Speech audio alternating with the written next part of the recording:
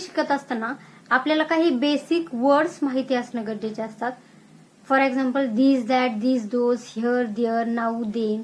तर अशा प्रकारचे जे शब्द असतात तर ते नेमके कोणते आहेत, त्याचा वापर आपण कसा करू शकतो, किंवा इंग्रजी बोलत असताना किंवा वाक्य बनवत असताना ते आपण कशा प्रकारे त्याचे वाक्य बनवणार, तर हे सगळे जे वर्ड्स आहेत त्याचा उपयोग नेमके कसा करणार, तर हे आपण आज शिकणार आहोत.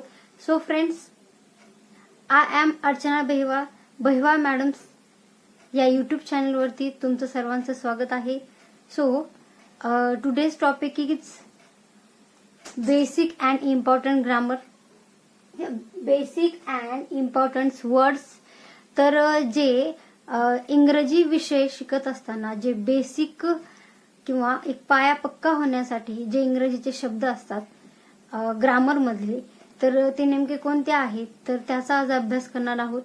तर त्यातील धीस, दॅट, धीस, दोज हे जे डेमॉन्स्ट्रेटिव्ह प्रोनाउन्स आहेत तर त्याचा उपयोग आपण कशा प्रकारे करत असतो, तर ते आज आपण ह्या व्हिडिओमध्ये शिकणार आहोत. सो फ्रेंड्स, व्हिडिओ स्किप करू नका, व्हिडिओ शेवटपर्यंत बघा. आणि जर तुम्ही माझ्या चॅनलवरती जर नवीन असाल तर प्लीज चॅनलला सबस्क्राईब करायला विसरू नका.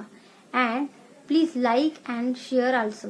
Okay, so let's begin the chapter. Demonstrative pronounce, दर्शक सर्वनाम. दिस pronunciation this, that pronunciation that.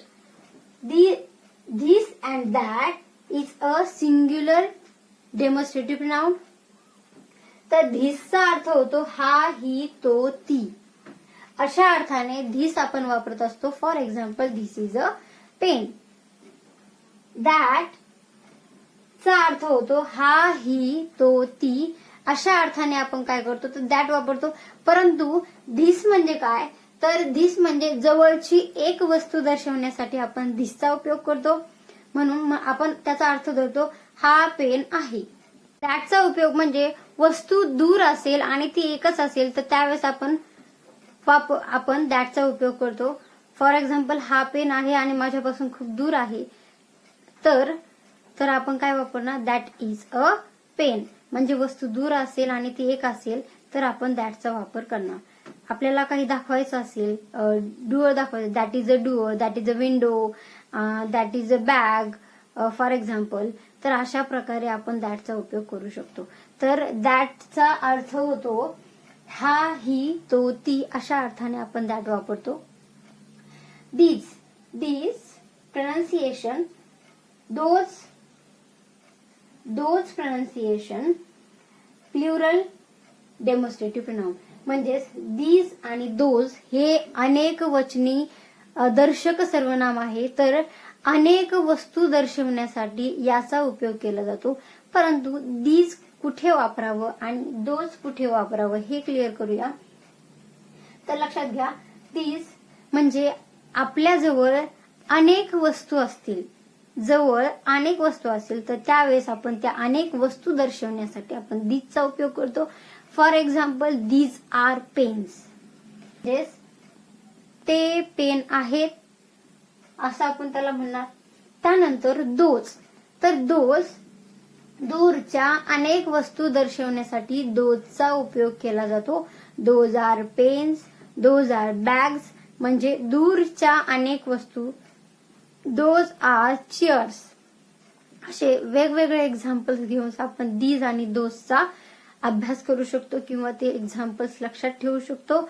आणि जेव्हा आपण बोलत असतो तर त्यावेळेस त्याचा उपयोगही आपण करायला हवा. जेणेकरून काय होणार की आपण म्हणजे जेवढा त्याचा वापर करू किंवा बोलताना वेगवेगळे सेंटेन्सेस यूज करू तर त्यावेळेस त्याचा फायदा काय होणार, तर आपल्यावर नक्की होईल.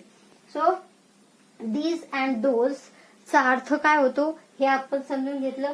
पुन्हा एकदा लक्षात घ्या, these चा अर्थ होतो ते किंवा त्या, दोज ते किंवा त्या. आणि पुन्हा these म्हणजे काय, जवळच्या अनेक वस्तू दर्शवण्यासाठी वापर केला जातो. दोज म्हणजे दूरच्या अनेक वस्तू दर्शवण्यासाठी उपयोग केला जातो.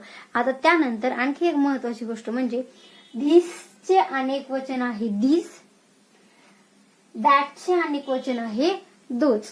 तर अशा प्रकारे धिसचं अनेक वचन दिस अँड दॅटचं अनेक वचन.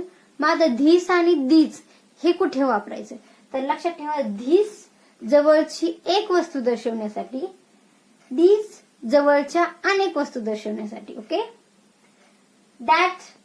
दॅट दूरची एक वस्तू दर्शवण्यासाठी, दोज दूरच्या अनेक वस्तू दर्शवण्यासाठी आपण दोजचा उपयोग करतो. क्लिअर. तर त्यानंतर आपण काही दिस, दॅट, दीज, दोजचे एक्झाम्पल्स आपण पाहूया. जे मी तुम्हाला तोंडी सांगितले तेच इथे मी काही एक्झाम्पल्स लिहिले आहेत. त्यानंतर इकडे आपण बघू शकतो युजेस सिंग्युलर अँड प्लुरल. तर सिंग्युलर मध्ये धिस म्हणजे जवळची एक वस्तू दर्शवण्यासाठी वापरतो. दीज जवळच्या अनेक वस्तू दर्शवण्यासाठी वापरतो. त्यानंतर फार म्हणजेच दूर. दॅट दूरची एक वस्तू दर्शवण्यासाठी आणि दोज दूरच्या अनेक वस्तू दर्शवण्यासाठी आपण दॅटचा उपयोग करत असतो. चला एक्झाम्पल नुसार आपण समजून घेऊया. धिस इज अ पेन म्हणजे हा पेन आहे. दीज आर पेन्स ते पेन आहेत. धिस इज अ पिक्चर हे चित्र आहे. दीज आर पिक्चर्स ते चित्र आहेत. दूरची वस्तू दर्शवण्यासाठी दॅट आणि दोजचे काही examples. That is a window. Those are girls. That is a bag. Those are bags. म्हणजे धिसचा उपयोग कुठे करायचा आणि दॅटचा उपयोग कुठे करायचा याचे एक्झाम्पल्स इथे मी लिहिले आहे. सर तुम्ही याचा स्क्रीनशॉट घेऊन सुद्धा तुम्ही लिहून घेऊ शकता. धिसचा उपयोग आणखी आपण कुठे करू शकतो, तर इथे स्टार्ट केलंय मी. जेव्हा आपण कुणाची ओळख करून देत असेल तर त्यावेळेस धिस आणि दीजचाही उपयोग होतो. व्हॅन यू इंट्रोड्यूस समवन म्हणजे कुणाची ओळख करून द्यायची असेल तर त्यावेळेस धिस आणि दॅट किंवा धिस आणि दीजचा उपयोग होतो. Number 1, this is my sister Manisha. This is my sister Manisha. Number 2, these are my friends म्हणजे हे माझे मित्र आहेत किंवा ही माझी बहीण मनीषा आहे. तर अशा प्रकारे धिस आणि दीजचा उपयोग आपण करू शकतो. बेसिक कव्हर होण्यासाठी आपल्याला हेल्पिंग वर्ब्स कोणते आहेत त्याचा उपयोग आपण कसं करणार तर हे सुद्धा माहिती असणं गरजेचं आहे. तर बेसिक वर्ड्स मध्येच मी हेल्पिंग वर्ब्स हा सुद्धा टॉपिक घेतलाय. तर हेल्पिंग वर्ब्स म्हणजे सहाय्यकारी क्रियापदे. तर प्रेझेंट टेन्स मध्ये कोणकोणत्या प्रकारचे सहाय्यकारी क्रियापदे येतात, तर टू बी म्हणजेच असणे. तर टू बी चे हेल्पिंग वर्ब्स आहेत am, is, are. Am, is हे सिंग्युलर हेल्पिंग वर्ब्स आहेत आणि त्याचा अर्थ होतो आहे. आर म्हणजे आहेत. तर आर हे प्लुरल हेल्पिंग वर्ब आहे जे प्रेझेंट टेन्स मध्ये वापरलं जातं. तर त्याचं एक्झाम्पल पाहूया आपण. आय एम अ गर्ल म्हणजे एमचा उपयोग इथे झालाय. तर एम हे म्हणजे आयच्या समोर नेहमी एम हे हेल्पिंग वर्ब वापरलं जातं. Second example, he is a boy. तर ही, शी, इट जे सिंग्युलर प्रोनाउन्स आहे तर त्या सिंग्युलर प्रोनाउन्स समोर इजचा उपयोग केला जातो. त्यानंतर आर, आर साठी एक्झाम्पल घेऊया आपण. They are students. तर आर हे प्लुरल हेल्पिंग वर्ब आहे त्यामुळं ते प्लुरल प्रोनाउन्स समोरच त्याचा उपयोग केला जातो. त्यानंतर पास्ट टेन्स मध्ये टू बी चे जे हेल्पिंग वर्ब्स वापरले जातात ते त्यातील नंबर 1 वाज. वाज म्हणजे होता. तर वाज हे सिंग्युलर हेल्पिंग वर्ब आहे तर एकवचनी हेल्पिंग वर्ब आहे. त्यानंतर वेअर, वेअर म्हणजे होते. तर वेअर हे अनेकवचनी आहे म्हणजे प्लुरल फॉर्म मध्ये आहे, अनेकवचनी आहे. तर वाज आणि वेअरचा उपयोग पाहूया आपण. He was happy. He was happy. तर अनेकवचनी जे प्रोनाउन्स असतील तर त्यासमोर अनेकवचनीच सहाय्यकारी क्रियापद वापरायचंय आणि जर एकवचनी प्रनाउन असेल किंवा सर्वनाम असेल तर त्यासमोर एकवचनीच आपण हेल्पिंग व्हर्ब वापर. They were unhappy. त्यानंतर प्रेझेंट टेन्स मध्ये टू हॅव ची रूपे येत असतात. फॉर एक्झाम्पल हॅव, हॅज आणि हॅड. म्हणजे टू हॅव ची 3 रूपं आहेत, हॅव, हॅज आणि हॅड. तर हॅव आणि हॅज हे प्रेझेंट मध्ये याचा उपयोग होतो. तर हॅव हे प्लुरल, हॅवचा उपयोग कुठे करायचा आणि हॅजचा उपयोग कुठे करायचा. So number 1, I have 1 brother. इथे आयच्या समोर हॅव वापरले. लक्षात ठेवा, आयच्या समोर हॅवचा उपयोग केला जातो, हॅजचा उपयोग केला जात नाही. हॅज जे सिंग्युलर प्रोनाउन्स आहेत, ही, शी, इट, तर त्यासमोर हॅजचा उपयोग केला जातो. For example, he has got 1 chance. He has got 1 chance. मग अशा प्रकारे आपण हॅव आणि हॅजचा उपयोग करतो. तर आपल्याला हे जे टू बी चे फॉर्म आहेत, फॉर एक्झाम्पल टू बी चे आम, इज, आर, पास्ट टेन्स मध्ये वाज, वेअर, त्यानंतर प्रेझेंट मध्ये टू हॅव चे हॅव, हॅज, हॅड. तर अशा प्रकारे आपल्याला हे सगळ्या प्रकारचे जे वर्ड्स आहेत, तर हे इंग्लिश वर्ड्स आहेत, तर ते आपल्याला माहिती होणं गरजेचं आहे. आणि त्याच नंतर याचा वापर आपण कुठे करू शकतो, कोणते वाक्य बनवताना आपण करू शकतो हे लक्षात घेणं गरजेचं आहे. यावरूनच काय होणार, तर आपल्याला मराठीच्या इंग्रजीमध्ये आपल्याला वाक्य बदलता येतील. सो हा एक महत्वाचा, एक बेसिकचा भाग आहे. आणि अशा प्रकारचे वेगवेगळे जे वाक्य आपल्याला अभ्यासायला मिळाले तर नक्कीच याचा काय होणार, तर आपल्यावरती प्रभाव पडणार. टू हॅव, हॅव, हॅज चा अर्थ होतो आहेत, हॅव प्लुरल, हॅज सिंग्युलर. त्यानंतर टू हॅव चा पास्ट फॉर्म आहे हॅड. हॅड म्हणजेच काय की होता अशा अर्थाने आपण ते वापरतो.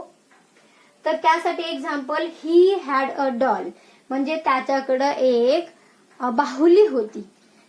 त्याच्याकडे एक बाहुली होती किंवा तिच्याकडे एक बाहुली होती. आपण त्याला चेंज करूया, शी हॅड अ डॉल. तिच्याकडे एक बाहुली होती. त्यानंतर प्रेझेंट मध्ये टू डू चे फॉर्म, तर हेल्पिंग व्हर्ब मधलाच हा जो भाग आहे टू डू चे फॉर्म. तर टू डू त्यामध्ये कोणत्या प्रकारचे हेल्पिंग वर्ब येतात ते लक्षात घेऊया. Do and does. डू आणि डज म्हणजेच करणे. तर डू कधी वापरायचं आणि डज कधी वापरायचं, तर लक्षात घ्या, ही, शी, इट हे जे तृतीय पुरुष एकवचनी सर्वनाम आहेत, तर त्या सर्वनामासमोर डजचा उपयोग केला जातो. आणि बाकीचे जे प्रोनाउन्स आहेत, तर ते प्लुरल असो की सिंग्युलर असो, तर त्याच्या समोर डू चा उपयोग केला जातो. For example, I do work. Second number, he does talk. He does talk. मग अशा प्रकारे डू आणि डजचा उपयोग होतो. तर लक्षात घ्या की डू आणि डजचा अर्थ होतो करणे.